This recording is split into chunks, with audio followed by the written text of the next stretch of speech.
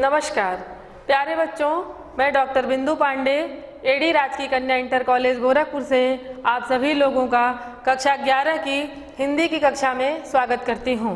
प्यारे बच्चों, हमारे हिंदी के पाठ्यक्रम में काव्य सौंदर्य के तत्व निर्धारित हैं जो हमें पढ़ने हैं। उसी काव्य सौंदर्य के तत्व के अंतर्गत रस विवेचन एक भाग है। रस विवेचन को हम 3 भागों में बांट करके पढ़ेंगे। उसका प्रथम भाग आज हमारी पाठ्य वस्तु है। तो आइए हम देखते हैं कि इस प्रथम भाग के अंतर्गत हम किन किन बिंदुओं पर चर्चा करेंगे, क्या क्या हमारा अध्ययन का वस्तु होगा और किन किन चीज़ों को हम समझेंगे। तो आइए हम लोग अपनी कक्षा में आगे बढ़ते हैं और देखते हैं कि आज की हमारी पाठ्य वस्तु क्या है। विवेच्य विषय अर्थात आज हमारे विवेचना का, आज हमारे जो पढ़ने का बिंदु है वह कौन कौन सा है, तो ये आपके समक्ष है।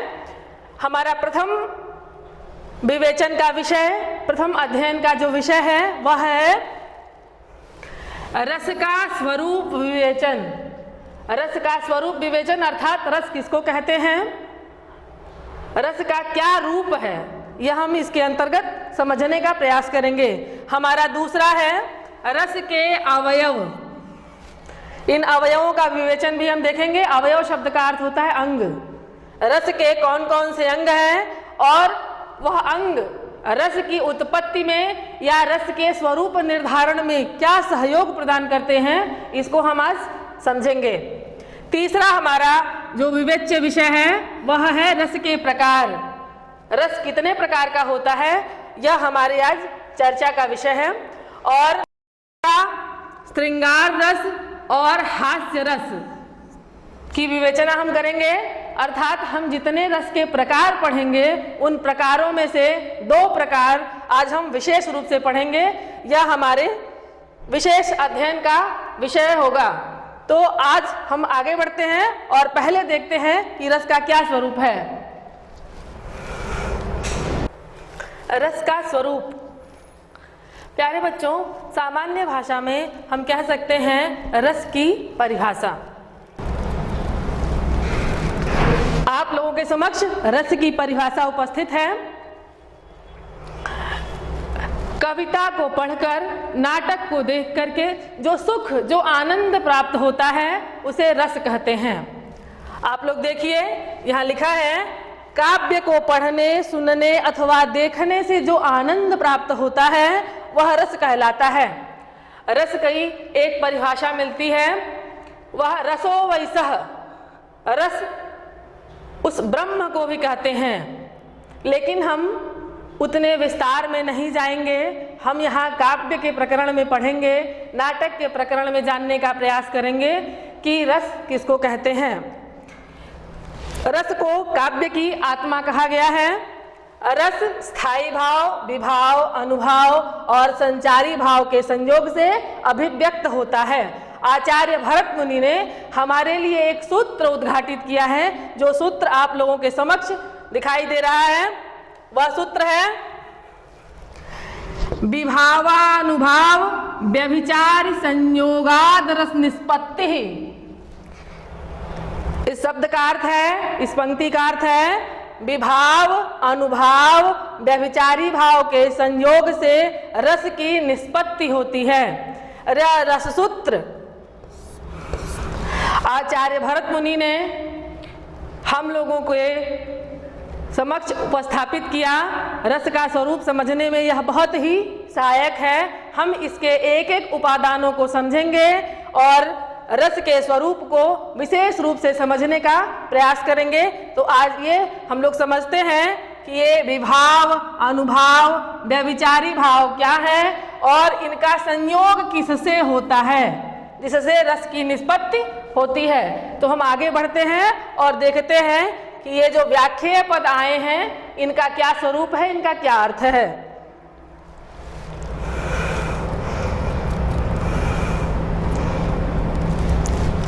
प्यारे बच्चों, अभी हम देख रहे थे कि भरत मुनि का जो वाक्य था हमारे समक्ष, विभावानुभाव व्यभिचार संयोगाद रस निष्पत्ति।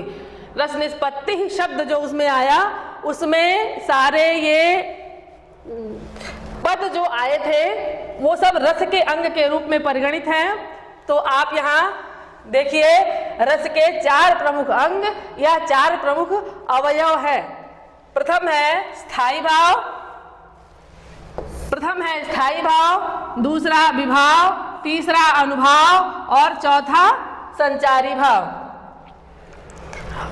अब हम समझेंगे कि जो हमारा प्रथम अंग है स्थायी भाव, वह क्या है। स्थायी भाव सामाजिक के हृदय में, यहाँ हम सामाजिक को समझ लें कि सामाजिक कहते किसको हैं।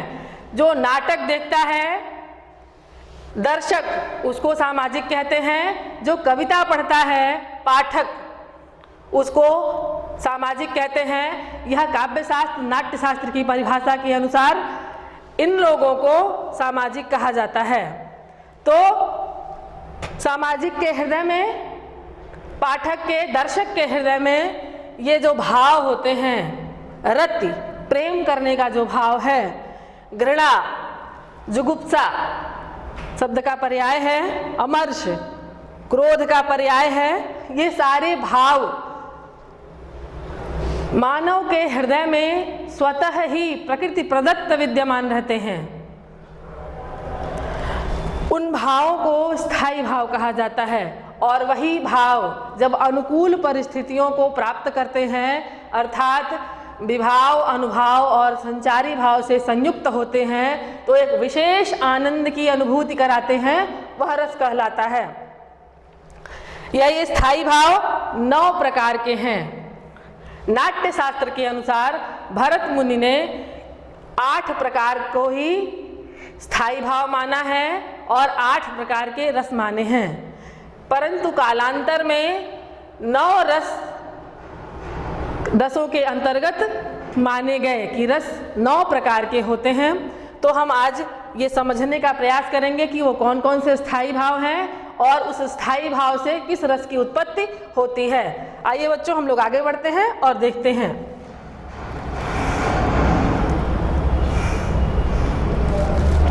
ये हमारा स्थायी भाव है और ये रस हैं। हमारा प्रथम रति। रति शब्द का अर्थ होता है प्रेम। ये रति जब रस रूप में परिणत होता है तो श्रृंगार रस कहलाता है।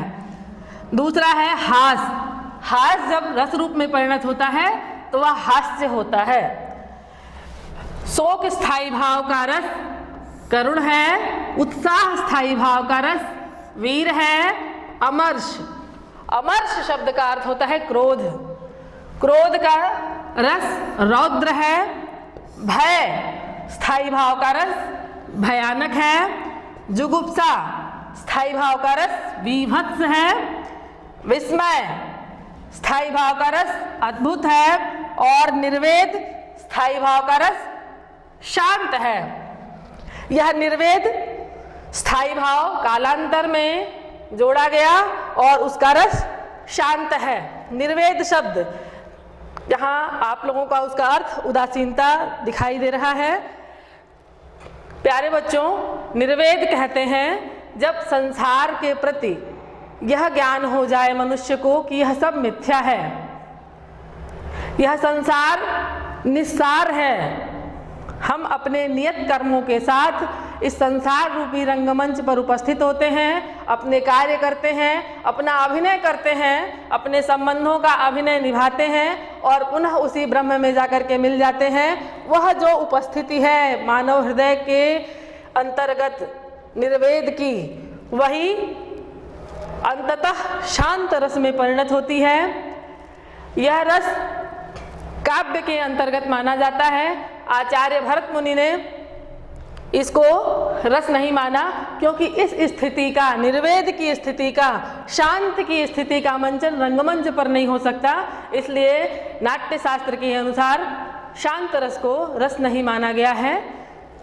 ये आपने 9 रस देखा, परंतु कालांतर में 2 रस हमको और देखने को मिलते हैं। आइए हम उन पर भी थोड़ी सी चर्चा कर लेते हैं, वो कौन कौन से हैं।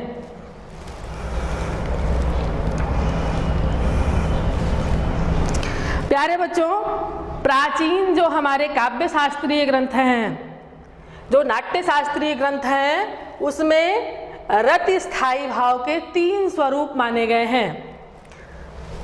एक स्वरूप है कांता विषयक रति, दूसरा है संतति विषयक रति और तीसरा है देवता विषयक रति। हम एक एक पदों का अर्थ समझते हैं।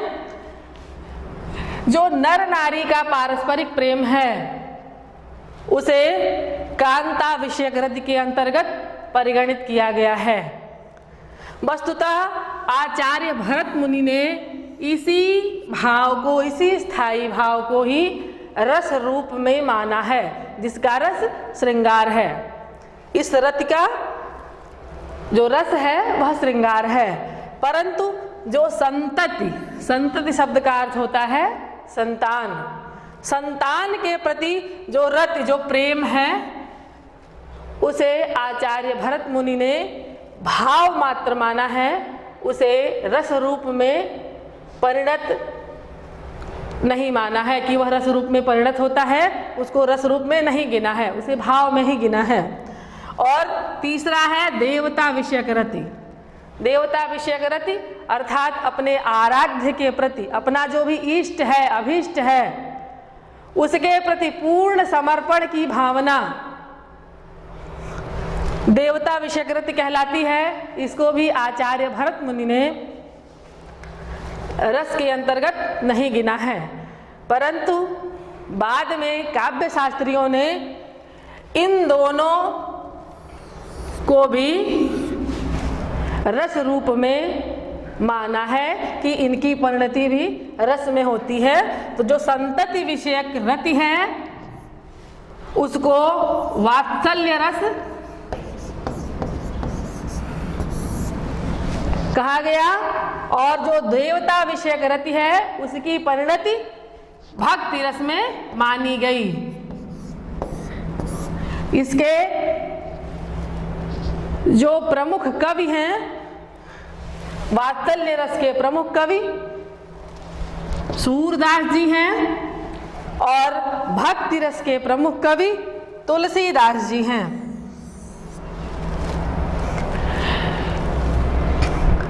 इन दोनों महान कवियों ने अपनी अपनी कविताओं में क्रमशः संतति विषयक रति और देवता विषयक रति का इतना उद्दाम, इतना प्रगाढ़ विवेचन किया कि वह भाव से रसत्व दशा को प्राप्त हो गए। और यह इन महान कवियों का महनीय योगदान है हमारे काव्य शास्त्र को। अब हम स्थायी भाव के बाद उसके जो अन्य अंग शेष हैं उन पर चर्चा करते हैं और हम देखते हैं कि हमारे अगले अंग जो हैं उनके स्वरूप क्या हैं।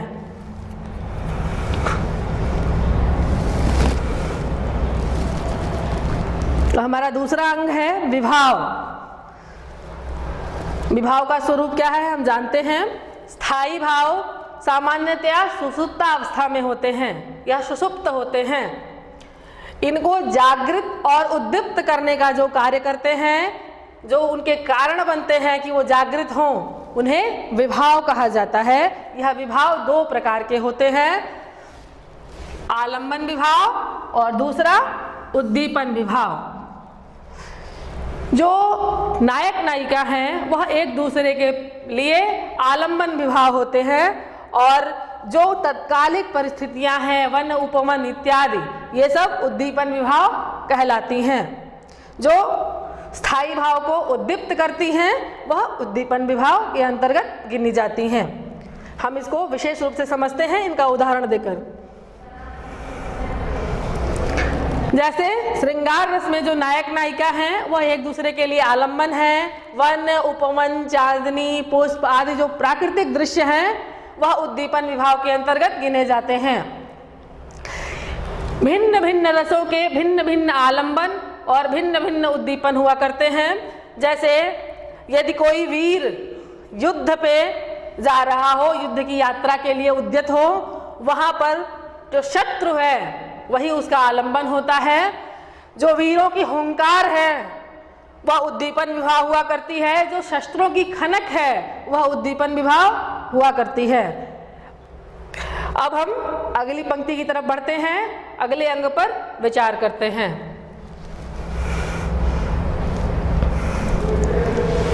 हमारा तीसरा अंग है अनुभाव। आलंबन तथा उद्दीपन के द्वारा आश्रय के हृदय में स्थायी भाव के जागृत तथा उद्दीप्त होने पर आश्रय की जो चेष्टाएं होती हैं, अर्थात रंगमंच पर उपस्थित जो हमारे नायक नायिका या जो भी पात्र उपस्थित है, उसकी जो भी क्रियाएं होती हैं वह अनुभाव के अंतर्गत गिनी जाती हैं। ये अनुभाव 4 प्रकार के होते हैं: सात्विक, कायिक, वाचिक और आहार्य। इनको भी हम देखते हैं कि ये क्या है और इनका क्या स्वरूप है।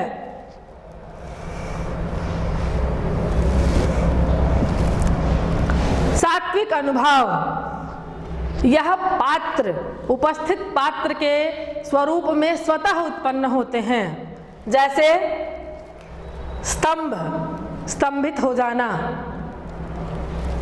स्वेद, पसीने आना, रोमांच, रोमांच हो जाना, स्वरभंग, आवाज में कपकपी उत्पन्न होना, कंप, शरीर में कंपन उत्पन्न होना, वैवर्ण, विवर्णता उत्पन्न होना, अस्फुट अक्षरों में बोलना, बोलने का प्रयास करना और वाणी का न निकलना, अश्रु, अश्रु प्रवाह होना, प्रलय, शुद्ध बुद्ध खो देना। ये सारी क्रियाएं स्वतः उत्पन्न होती हैं शरीर में, इसके लिए कोई प्रयास नहीं करना होता है। तत्कालिक परिस्थितियों में ये सारे कार्य स्वतः हो जाते हैं। परंतु जो हमारा दूसरा अंग है कायिक अनुभाव, इसका जो संबंध है वह शरीर से है। जो चेष्टाएं आश्रय अपनी इच्छा अनुसार जानबूझकर करता है उसे कायिक अनुभाव कहते हैं। जैसे श्रृंगार में लज्जा का अनुभव होना, उत्साह में पैर पटकना, ये सारे कार्य जानबूझकर संपादित किए जाते हैं, इसलिए कायिक अनुभाव के अंतर्गत आते हैं। हमारा तीसरा है वाचिक अनुभाव। इसका संबंध वाणी से होता है। जैसे क्रोध में कठोर शब्द बोलना, यह वाचिक अनुभाव के अंतर्गत होता है। चौथा है आहार्य। जो पात्र का वस्त्राभूषण हो उसी के अनुकूल नायक नायिका को वस्त्र आभूषण धारण करना आहार्य अनुभव के अंतर्गत आता है। यदि नायक राम के स्वरूप का चित्रण करने के लिए उपस्थित है, राम का पात्र निभाने के लिए उपस्थित है, तो वह राम के ही परिधान को धारण करेगा। अगर अकबर का चित्रण प्रस्तुत करना है, अकबर की कथा प्रस्तुत करनी है, तो तत्कालिक मुगल कालीन संस्कृति के अनुरूप ही वस्त्राभूषण धारण करना इस आहार्य अनुभाव के अंतर्गत आता है। चौथा है हमारा रसकांग, संचारी भाव अथवा व्यभिचारी भाव। जो भाव स्थायी भाव से उद्बुद्ध होने पर इन्हें पुष्ट करने में सहायता पहुंचाते हैं अथवा अनुकूल कार्य करने के लिए उत्पन्न होते हैं, उन्हें संचारी भाव कहते हैं। यह बहुत अल्पकाल के लिए आते हैं और अपना काम करके तुरंत ही स्थायी भाव में विलीन हो जाते हैं। संचरण करने के कारण इनको संचारी भाव कहते हैं और अस्थिर होने के कारण इनको व्यभिचारी भाव कहा जाता है। इनकी कुल संख्या 33 है।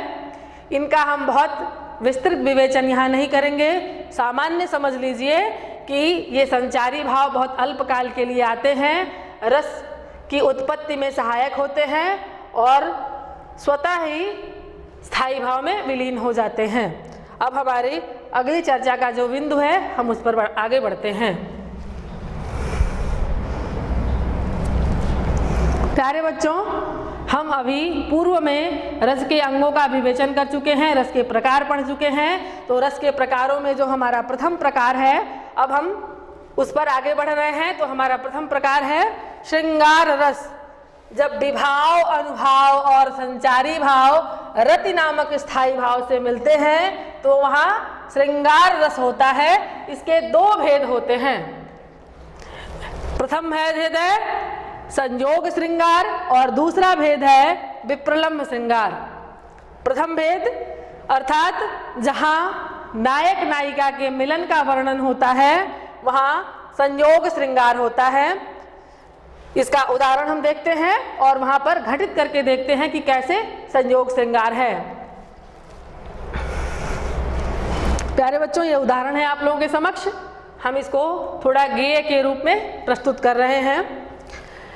राम को रूप निहारती जानकी, कंगन के नग की परछाई, या तै सबे सुधि भूली गई, कर टेकी रही पलटारती नाही। यह रामचरितमानस की पंक्तियां हैं। सीता स्वयंवर का यह प्रकरण है कि विवाहोपरांत सीता की क्या स्थिति है और वह क्या कर रही हैं। हम पहले इसका अर्थ जानते हैं।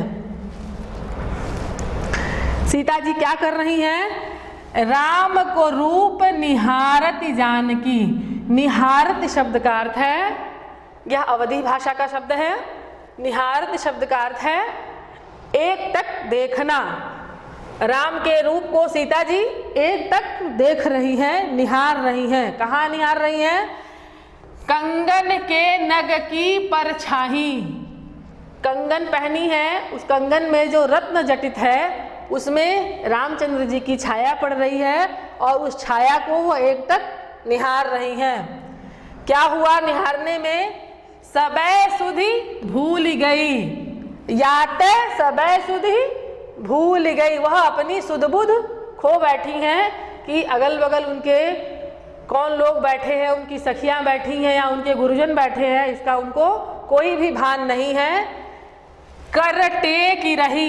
कर क्या किया उन्होंने? कर शब्द का अर्थ है हाथ। हाथ को उन्होंने ऐसे टेक लगा लिया। पल टारती नाही। और पलके जो हैं उनकी, टारत शब्द का अर्थ है झपकाना। पलके भी नहीं झपका रही हैं। एक तक सुध बुध खो करके वह रामचंद्र जी की छवि को, उनकी परछाई को अपने कंगन के उस रत्न में, उस नग में देख रही हैं, एक तक निहार रही हैं। अब आप यहाँ देखिए कि किस प्रकार से यहाँ श्रृंगार रस है। यहाँ सीता जी अपने कंगन के नग में पड़ रहे प्रतिबिंब को निहारते हुए अपनी सुध-बुध खो गई हैं। तो क्या हुआ? हाथ टेके हुए जड़वत सी उनकी स्थिति हो गई है। इसमें जानकी जी क्या है? आश्रय है। जानकी जी आश्रय है, राम आलंबन है। और राम का नग में पड़ने वाला जो प्रतिबिंब है वह उद्दीपन है। रूप को निहारना, देखना, हाथ टेकना, ये क्या है? अनुभव है। हर्ष और जड़ता, ये संचारी भाव हैं। इस प्रकार यहाँ पर श्रृंगार रस की अवस्था उत्पन्न हुई है। अब हम इसका दूसरा भाग देखते हैं जो विप्रलम्भ श्रृंगार है।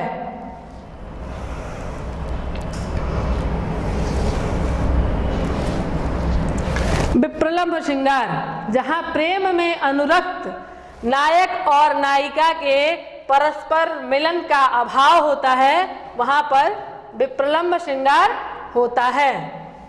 इसका उदाहरण है, हे खग हे मृग मधुकर श्रेणी, तुम देखी सीता मृग नयनी। यह भी रामचरितमानस की ही पंक्तियां हैं।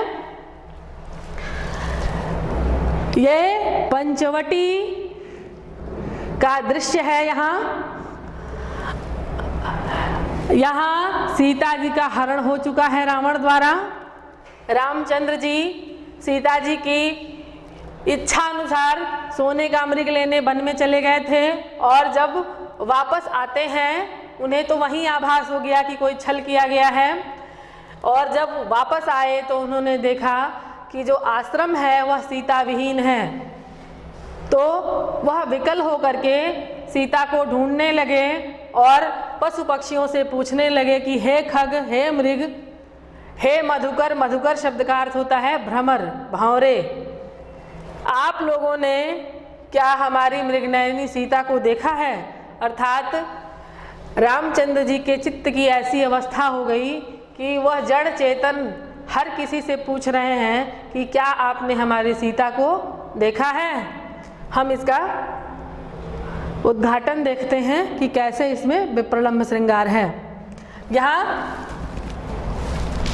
श्री राम जी आश्रय हैं और सीता जी आलंबन है। जो सूनी कुटिया है, जो वन का सूनापन है, वह क्या है? उद्दीपन विभाव है। सीता जी की स्मृति, आवेग, विषाद, शंका कि उनके साथ क्या हुआ होगा, दैन्य, दीनता, और सीता जी के प्रति जो मोह का भाव है वह क्या है? संचारी भाव है। इस प्रकार विभाव, अनुभाव और संचारी भाव रति नामक स्थायी भाव से पुष्ट होकर के मिल करके उससे संयोग करके विप्रलंब रस की रसावस्था को उपस्थित करते हैं। यहाँ विप्रलंब की उपस्थिति है। प्यारे बच्चों, आशा है आपको श्रृंगार रस समझ में आ गया होगा। अब हम अगला रस हास्य रस को देखते हैं।